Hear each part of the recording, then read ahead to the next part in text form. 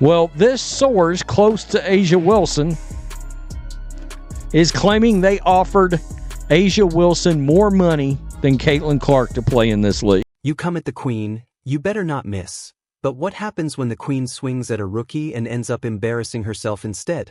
What happens when the established face of the league tries to humble the new golden child and the entire plan detonates in real time? Welcome back, because we're breaking down one of the pettiest, loudest, and most revealing clashes the WNBA has seen in years, A'ja Wilson versus Caitlin Clark. For months, the media tried to sell this as harmless competition, veterans simply welcoming a rookie to the league. But let's be honest about what everyone actually saw. The hard fouls, the icy press conference comments, the passive-aggressive shade, and then that moment when A'ja Wilson clearly tried to put Caitlin Clark in her place and instead exposed her own insecurity on a global stage. This was never just basketball. This was about power, money, and a changing of the guard that some people refuse to accept.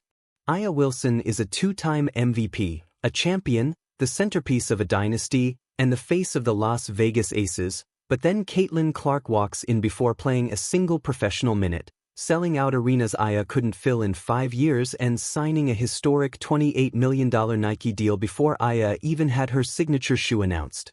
You really think that didn't sting? You think watching a 22-year-old from Iowa get the red carpet treatment didn't create resentment? Of course it did, and that frustration leaked out through subtle tweets about special treatment, comments hinting that Caitlin's popularity was about race instead of logo threes and 40-point nights, until it finally boiled over on the court. The strategy was obvious: bully the rookie, overwhelm her physically, trap her relentlessly, make her look small, make her stats ugly, and then point and say, "See, it was all hype." A'ja wanted the viral clip, the block, the stare down, the moment that reminded everyone whose league this was, but instead of looking dominant, the Aces looked obsessed. The aggression felt personal, not competitive, and fans noticed immediately.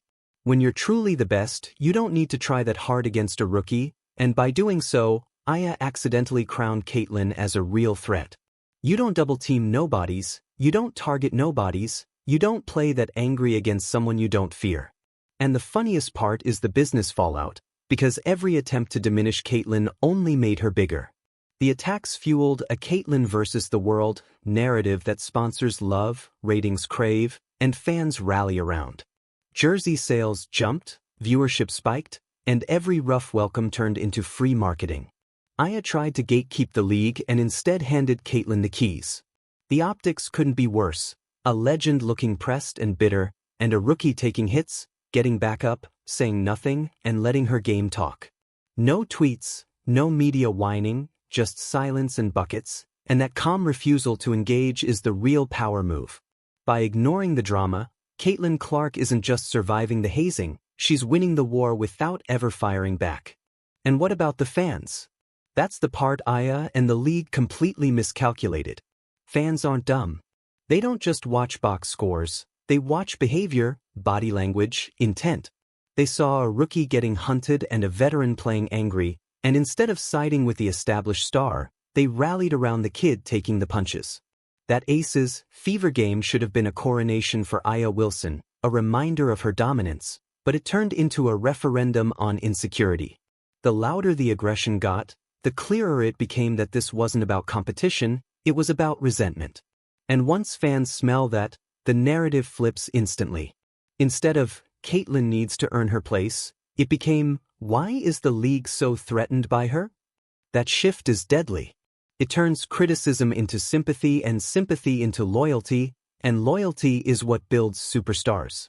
Every hard foul, every side-eye comment, every tweet questioning her worth just poured gasoline on Caitlin Clark's brand. A'ja Wilson didn't diminish her, she validated her. She forced the league, the media, and the casual audience to confront an uncomfortable truth. Caitlin Clark isn't hype, she's a disruptor, and the reaction to her proves it.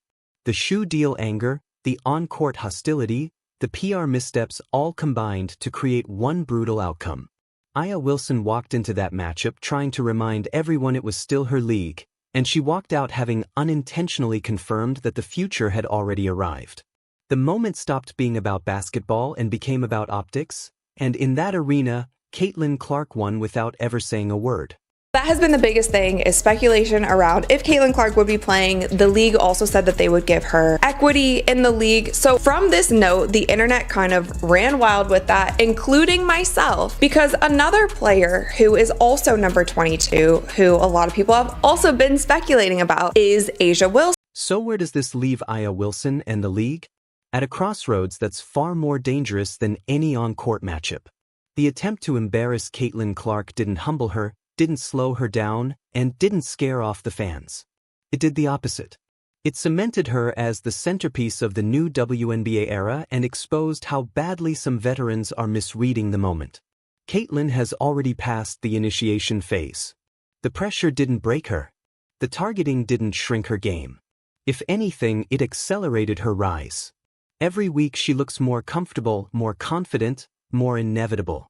And that's the scary part for the old guard. Because now the narrative is locked in. Caitlin Clark is no longer the rookie trying to earn respect. She's the star the league revolves around, whether people like it or not. The fans have chosen. The sponsors have chosen. The cameras follow her. The money follows her. From here on out, the only question isn't whether Caitlin belongs. That debate is over. The real question is whether the veterans and the league are smart enough to adapt before they permanently brand themselves as the villains of a story they could have co-authored. Because the window to pivot is closing fast.